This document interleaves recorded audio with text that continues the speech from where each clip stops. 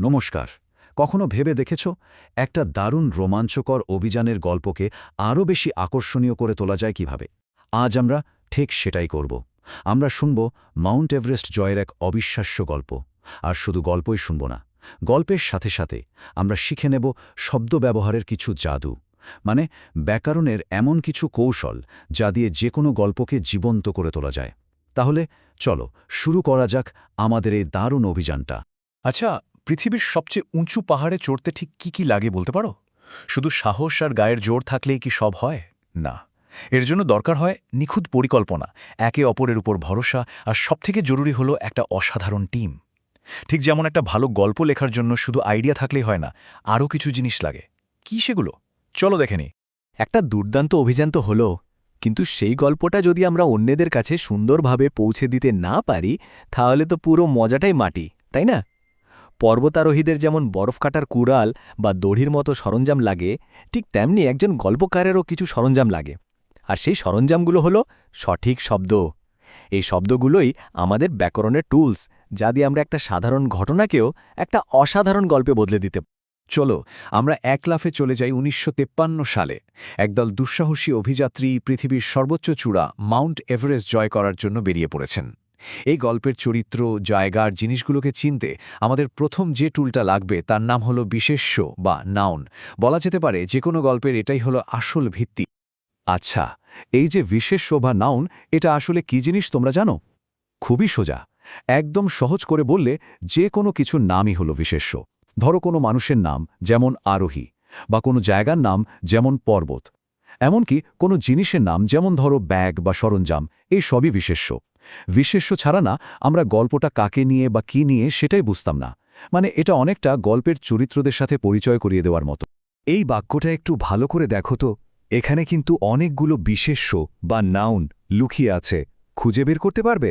দেখো, অ্যাডমান্ড হিলেরি আর তেনজিং নরগে, এগুলো নির্দিষ্ট মানুষের নাম, তাই এগুলো হলো প্রপার নাউন। আবার আরোহী বা শেরপা দিয়ে একটা পুরো গোষ্ঠীকে বোঝাচ্ছে, তাই এটা হলো কমন নাউন। আর নিউজিল্যান্ড, ভারত, এগুলো তো দেশের নাম, তাই এগুলো প্রপার নাউন। এই নামগুলোই কিন্তু আমাদের গল্পের হিরোদের সাথে আলাপ করিয়ে দিচ্ছে। এই টেবিলটা দেখলে ব্যাপারটা আরও জলের মতো পরিষ্কার হয়ে যাবে। খেয়াল করে দেখো, প্রত্যেকটা বিশেষ্যর একটা নির্দিষ্ট কাজ আছে। কোনোটা নির্দিষ্ট পর্বতারোহীর নাম বলছে, কোনোটা দেশের নাম। এই বিশেষ্যগুলোই আমাদের গল্পের একটা ম্যাপ তৈরি করে দিচ্ছে। তাই চলো এদেরকে আমরা একটা মজার নাম দিই, ব্যাকরণের অভিযাত্রী। এদের ছাড়া গল্পটা এক পাও এগোতে পারবে না। আমাদের ব্যাকরণের অভিযাত্রী বা বিশেষ্যদের তো আমরা চিনে গেলাম, কিন্তু তারা কি করছে? চুপচাপ বসে আছে? একদমই না। তারা কাজ করছে, পর্বতে চড়ছে। আর এই কাজ বোঝানোর জন্য আমাদের দ্বিতীয় টুলটার দরকার হবে। সেটার নাম হলো ক্রিয়া বা ভার্ব। চলো দেখি অভিযানের নেতা কর্নেল জন হান্ট দল বেছে নেওয়ার পর ঠিক কি হল। দারুণ একটা তুলনা, তাই না? বিশেষ্য যদি হয় আমাদের গল্পের নায়ক, তাহলে ক্রিয়া হলো সেই নায়কের অ্যাকশন। যেমন ধরো, খেলছে, পড়ছে, দৌড়াচ্ছে, বা আমাদের এই গল্পের ক্ষেত্রে আরোহণ করছে। এই সব কাজ বোঝানোর শব্দই হলো ক্রিয়া বা ভার্ব। ক্রিয়া ছাড়া কিন্তু গল্পটা একটা স্থির ছবির মতো হয়ে থাকবে, একটু এগোবে না। এই বাক্যটার মধ্যে অ্যাকশনটা কোথায় হচ্ছে বলো তো? ঠিক ধরেছ, যাত্রা শুরু করে। এই একটা শব্দই পুরো দৃশ্যটাকে কেমন জীবন্ত করে তুলল, তাই না? আমরা যেন চোখ বন্ধ করলেই দেখতে পাচ্ছি দলটি তাদের জিনিসপত্র গুছিয়ে চূড়ার দিকে রওনা দিয়েছে। এই ক্রিয়াটাই গল্পে গতি এনে দিল আর আমাদের বুঝিয়ে দিল যে অভিযান শুরু হয়ে গেছে। কিন্তু অভিযানটা মোটেও সহজ ছিল না। প্রথম দলটা খুব খারাপ আবহাওয়া আর নানা রকম বাধার মুখে পড়ল। শেষ পর্যন্ত তাদের ফিরে আসতে হলো। একবার ভাবো তো, তখন হিলারি আর নর্গের মনের অবস্থাটা কেমন হয়েছিল? পুরো অভিযানের সাফল্য যে এখন তাদেরই হাতে।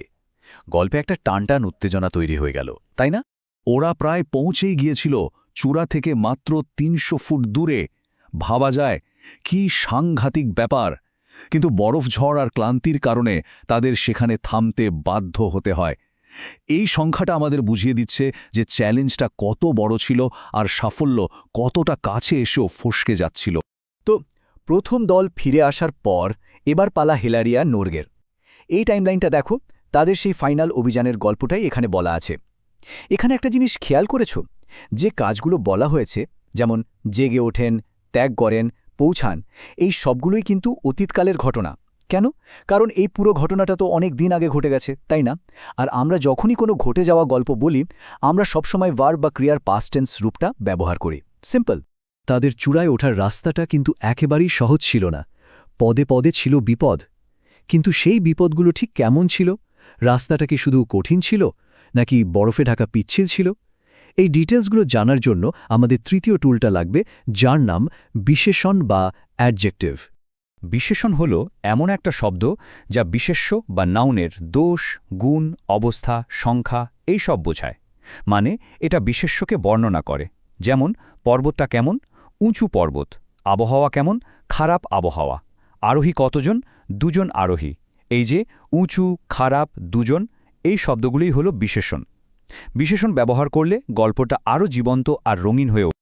এই বাক্যটা দেখো, এখানে বলা হয়েছে কঠিন পাথরের দেয়াল। যদি শুধু বলা হতো পাথরের দেয়াল, তাহলে আমরা হয়তো বুঝতাম না যে ওটা পার করা কতটা মুশকিল ছিল। কিন্তু যেই কঠিন বিশেষণটা যোগ করা হলো, সাথে সাথেই আমরা বুঝতে পারলাম যে এটা একটা বিশাল বড় বাধা ছিল। বিশেষণ এভাবেই আমাদের মনের মধ্যে একটা স্পষ্ট ছবি তৈরি করে দেয়। আর এই কঠিন চ্যালেঞ্জটাকেই এডমন্ড হিলারি জয় করেছিলেন। তিনি বরফ আর পাথরের মধ্যে একটা রাস্তা খুঁজে বের করেন।